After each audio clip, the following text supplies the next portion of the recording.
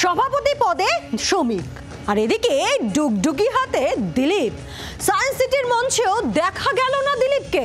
তার বদলে দুর্গাপুরে মর্নিং ওয়াকে বেরিয়ে ডুগডুগি বাজালেন রাজ্য বিজেপির প্রাক্তন সভাপতি। জানিয়ে জোর চর্চা রাজ্য রাজনীতিতে। বুধবার রাজ্য সভাপতি পদে মনোনয়ন জমার সময় শ্রমিক ভট্টাচার্যের একপাশে ছিলেন শুভেন্দু অধিকারী, আর একপাশে সুকান্ত মজুমদার। বৃহস্পতিবার আনুষ্ঠানিক ঘোষণার সময়ও শ্রমিকের পাশে দেখা গেল বঙ্গ বিজেপির দুই মূর্তিকে। দুদিনই অনুপস্থিত রাজ্য বিজেপির আর এক প্রাক্তন সভাপতি দিলীপ ঘোষ। এদিন কলকাতা থেকে অনেক দূরে বসে ডুগডুগি বাজালেন দিলীপ। জানিয়েও রাজ্য রাজনীতিতে জোর চর্চা। বৃহস্পতিবার দুর্গাপুরে মর্নিং ওয়াকে বেরিয়ে দলের নতুন রাজ্য সভাপতির ভূয়সী প্রশংসা করলেন দিলীপ ঘোষ। তিনি একজন ভালো বক্তা, একজন ভালো ডিবেট করতে পারেন, পড়াশোনা করার অভ্যাস আছে, তথ্য যুক্তি দিয়ে করতে পারেন। আমরা তাকে সেভাবে দেখেছি। পার্টি মনে করছে এতে বেশি লাভ হবে। তিনি আমাদের পার্টির স্পোক্সম্যান বহুদিন ধরে, ভালোভাবে পার্টির বক্তব্যকে রাখতে পারেন বিষয়কে। তো পার্টি মনে করছে এর দ্বারা এই কাজটা ভালো হবে, তাই সেই কাজ দিয়েছে। সশরীরে না থাকলেও সায়েন্স সিটির মঞ্চে ফিরে এলো দিলীপের নাম।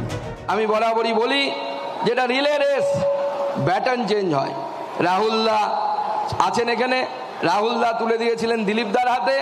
আমি রিলে রেসের সেই ব্যাটন দিলীপদার কাছ থেকে নিয়েছিলাম, আমি তুলে দিলাম শ্রমিকদার হাতে। শুভেন্দু, সুকান্ত এবং দিলীপ বঙ্গ বিজেপির ত্রিমূর্তি। এদের মধ্যে প্রথম দুজন রাজ্য রাজনীতিতে প্রবল সক্রিয়, অথচ দিলীপ যেন কিছুটা দূরে দূরে থেকেও নেই। তার উপর মুখ্যমন্ত্রীর আমন্ত্রণে দীঘার জগন্নাথ মন্দির দর্শনের পর থেকে দলের মধ্যেও সমালোচনার মুখে পড়েছেন। ওয়াকিবহাল মহলের মতে সুকান্তর পর পরবর্তী রাজ্য সভাপতি হওয়ার দৌড়ে দিলীপের নাম কখনোই ছিল না। এমনকি সভাপতি পদের ভোট হলে সেখানেও অংশ নিতে পারতেন না দিলীপ। বিজেপির গঠনতন্ত্র অনুযায়ী প্রতিটি জেলা থেকে বিধানসভা ভিত্তিক একজন করে প্রদেশ পরিষদের সদস্য নির্বাচিত হন। রাজ্য সভাপতি পদে ভোটাভুটির পরিস্থিতি তৈরি হলে প্রদেশ পরিষদের সদস্যরাই ভোট দিতে পারেন। প্রাক্তন রাজ্য সভাপতি দিলীপ ঘোষ পশ্চিম মেদিনীপুর সাংগঠনিক জেলার সদস্য, কিন্তু প্রাক্তন রাজ্য সভাপতিকে সচরাচর প্রদেশ পরিষদের সদস্য হিসেবে রাখা হয় না। এই কারণ দেখিয়েই দিলীপকে প্রদেশ পরিষদে জায়গা দেওয়া হয়নি। তাৎপর্যপূর্ণভাবে বিজেপির প্রদেশ পরিষদের তালিকা তৈরি হয়েছে দিলীপের দীঘা যাত্রার অনেক আগে। তাহলে কি দলে এখনো কোণঠাসা দিলীপ? উত্তর নেই। দিলীপের হাতে শুধুই ডুগডুগি। শ্রাবণ মাস এসে গেছে, প্রভু মহাদেব তার ডুগডুগি বাজছেন চারিদিকে। তো তার যে হাতে ডমরু থাকে সেটা সমাজকে জাগাবার জন্য সবাই, তা আমরাও সবাইকে বর্তমান পরিস্থিতির জন্য জাগরণ করছি, সবাইকে জাগাচ্ছি যে আসুন লড়াই করুন। সেই জন্য ডুগডুগি হাতে নিয়েছি মানুষকে জাগাবার জন্য। দিলীপ ঘোষ তো ডুগডুগি বাজিয়ে ঘুরছিলেন কোথায়?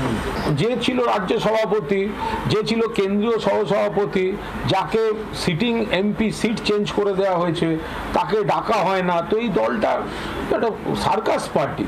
ফলে দিলীপ ঘোষ যদি ডুগডুগি বাজিয়ে ঘুরে থাকেন, এগুলো সব প্রতীকী। ঘরোয়া রাজনীতিতে দিলীপ কোণঠাসা কিনা তা নিয়ে চর্চা চলবে, কিন্তু কথা ও শরীরী ভাষায় এদিন অন্তত তার ক্ষোভের কোনো বহিঃপ্রকাশ হয়নি। সদ্য রাজ্য সভাপতি পদে বসা শ্রমিকের কাছে এই খবর স্বস্তির নয় কি?